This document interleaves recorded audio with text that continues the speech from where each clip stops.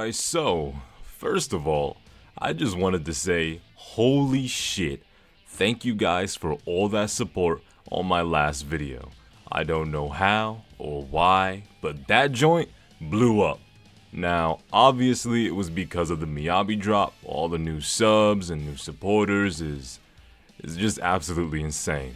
Firstly, welcome to the channel, and you'll come to find out all a motherfucker really does is just yap about what he wants on here when it comes to these games. And secondly, this whole video isn't going to be covering every single thing that happened in the live stream, just certain things that I thought were rather interesting was all. So obviously, we're gonna talk a little bit about the live stream, about RINASCITA, and some likes and concerns I had when it came to Wuthering Waves. No, more specifically, Kuro Games. I'm gonna have timestamps in the pinned comment so that you can hop to the different parts, but we'll go on ahead and cover the concerns first, then the likes, so I hope you end up enjoying, and let's get right into it. Wuthering Waves. Wuthering Waves, Wuthering Waves, Wuthering Waves. Where do I even start with you? Now, before anyone decides to jump the gun faster than Speedy Gonzalez, go ahead and brake check yourself. I don't hate Wuthering Waves, in which I unfortunately have to remind people sometimes, but this live stream that I saw made me feel bittersweet.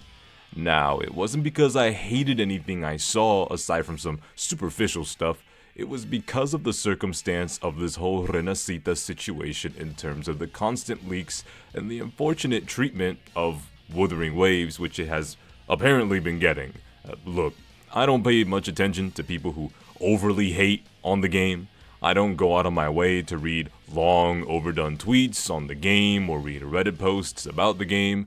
I just sign on, play the game, spank the monkey to Chong-Li, and be on my way. Plus, people already know I don't think it's the best game in the world either. Besides, the consistent viewers on my channel already know that I've already moved past what I wanted from Wuthering Waves visually in terms of its art direction, and we'll just appreciate all the good stuff that we are indeed getting. RINASCITA and its characters look beautiful, and seeing Frolova finally getting some motherfucking spotlight is a major plus. Like, goddamn, it was mad annoying just sitting there, wondering what the fuck she was doing all the time. Glad to know she finna turn all these cute little RINASCITA colorful toy glitter echoes on the city and its people.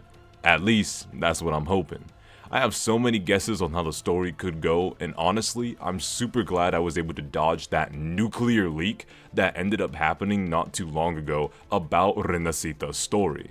Gives me a chance to experience it completely fresh and new. And speaking of characters, I'm pretty sure we all saw Zanny just kinda there, whatever was going on, just making a facial expression like she just didn't give a fuck about nothing that was happening. I feel like every single thing in this patch is just beyond her. She's just completely and utterly like, yeah, this is kinda all beneath me. This is kinda all like, I'm just here to get my check and be on my way. I don't know, maybe she might be pretty cool, like a silent kind of protagonist bodyguard when it comes to certain family members, who knows? All I know is, I'm looking forward to seeing what the hell she got going on. But before I continue yapping aimlessly, let me go ahead and construct this just a little bit better. First, let me cover my concerns, and my concerns lie with Kuro Games itself.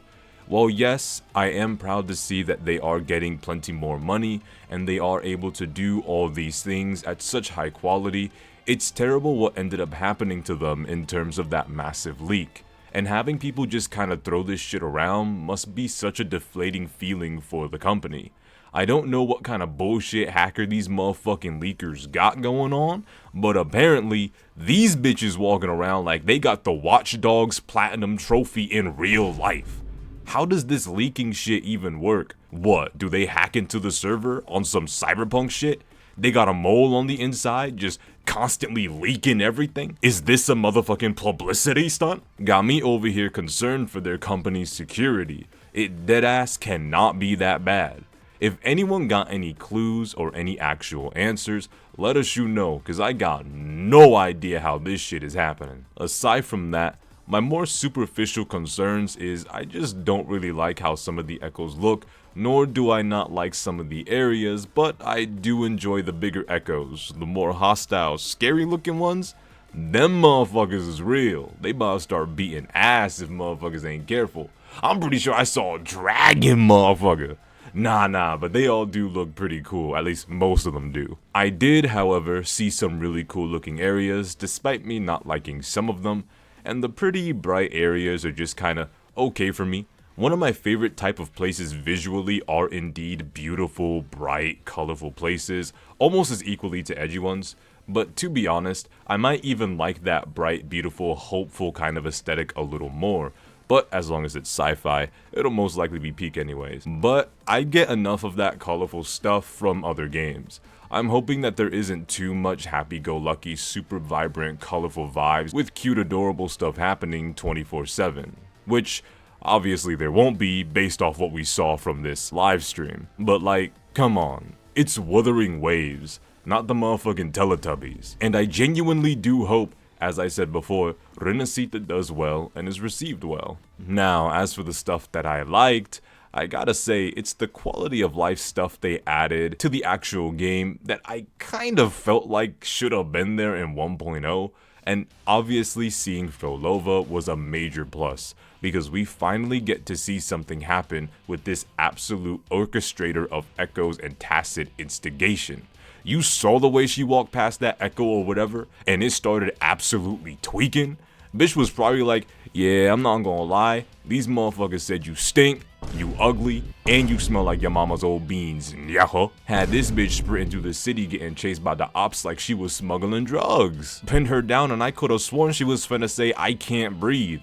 Waited for her ass to pop up on the 5 o'clock RINASCITA news. Plus, with Frolova being here now, we all know that she's a Luna XP, meaning that we alpha lovers are one step closer to seeing the alpha XP I feel. She needs to hurry her ass up and spawn into the story. I have so much money to drop on her that it isn't even funny. That is, if RINASCITA is good enough to keep my attention and keep me playing the game.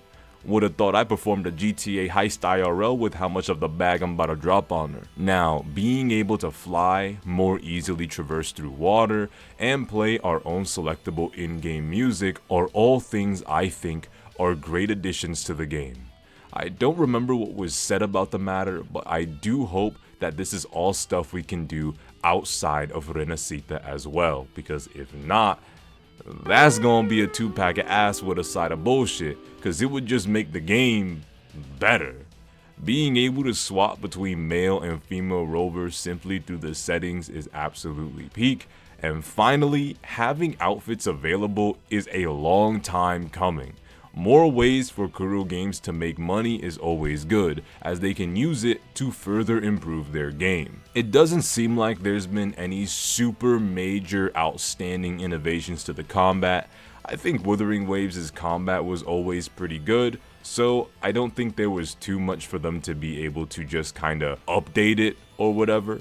The character kits that we did see did seem pretty cool from the superficial clips of just Carlotta fighting or whatever. The levels, from what I can only assume from the story, do look really cool, and it definitely seems like it'll make you feel like you're tripping balls in some areas. Judging from the dialogue narratively from the beginning of the stream, I can only assume that we're going to be amongst some familial power struggle, which was pretty obvious from the way that the two families, or whatever the case, were going back and forth. Now obviously we're going to be the wild card in this situation, and I hope it actually allows us to choose sides of who exactly it is that we want to support or represent. But then again, it is a gacha game, so we're probably just gonna end up supporting the family that the limited 5-star character is gonna be from. But aside from all of that stuff, I wanna know what you guys think. How did you feel about the RINASCITA livestream? How did you feel about RINASCITA in 2.0? What were you disappointed about with the livestream? What were you happy about? Are you excited, and what are you looking forward to, and what might have you concerned? This video wasn't going to cover absolutely everything about RINASCITA and the live stream, but it was more so to talk about certain points that piqued my interest. But anyways, That's it from me, and as always, I want you all to take care, and peace.